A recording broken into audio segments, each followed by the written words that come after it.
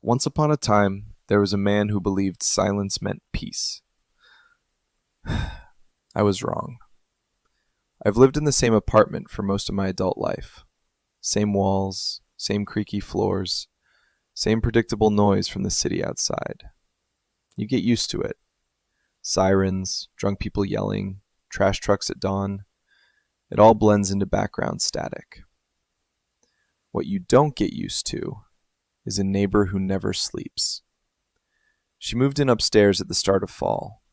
I never saw her face clearly, just boxes, endless boxes. Every night at exactly 9 p.m., the noise started. Dragging, thudding, something heavy being pushed across the floor again and again. At first, I told myself to chill. People move in, people unpack. No big deal. But it never stopped. 3 weeks in, the routine hadn't changed. Same hour, same sounds. My sleep schedule was wrecked. I was surviving on caffeine and bad decisions. And I hated myself for not going upstairs and saying something. But I'm not confrontational. Never have been. One night, it was hotter than usual. Windows open, no escape from the noise. The sounds upstairs felt closer somehow. Louder, like they were inside my skull. My head was pounding, my hands were shaking, and without thinking, I sat up and yelled, "Quiet!" The noise stopped, instantly. No footsteps, no dragging, nothing. For the first time in weeks, I slept. I woke up refreshed, happy even.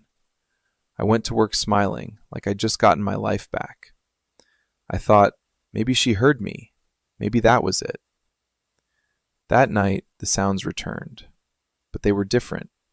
Not dragging, not drilling, just bump, bump, bump. Slow, irregular, every few seconds. I stared at the ceiling, trying to figure it out. It didn't sound like walking. It didn't sound like tools. It sounded accidental, like something being dropped. I barely slept. The next night, same thing. Bump, bump, bump.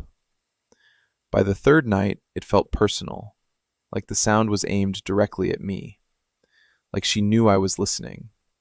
By the fourth night, I was losing it. And that's when I decided I was done being polite. I didn't even grab my phone. I just went upstairs. The hallway lights flickered like they always do. Her door was unlocked. That should have been my first warning.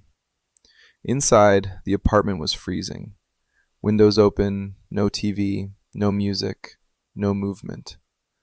I called out. No answer. Then I saw her. She was at the bottom of a small ladder, like she'd fallen mid-task. I won't describe it. I don't need to. You already know what it looks like when someone's been gone for a while. What messed me up wasn't how she looked. It was how long she'd clearly been there. Days, maybe weeks. My brain started racing. The unpacking, the nightly noise, the silence after I yelled. None of it made sense. Then I heard it, a soft rustling sound, from one of the boxes. Something small crawled out, a neighborhood animal, skinny, bold, way too comfortable in that apartment. It climbed onto her, and when it tugged, bump, the sound echoed through the room. That's when it hit me. The noises hadn't been her, not for a long time. I left without calling anyone. I don't know why. Fear, maybe. Shock. Guilt. The apartment upstairs is empty now. No boxes, no noise. But sometimes, late at night, when everything's quiet, I hear it again. Not from above, from inside my walls. Slow, irregular. Bump.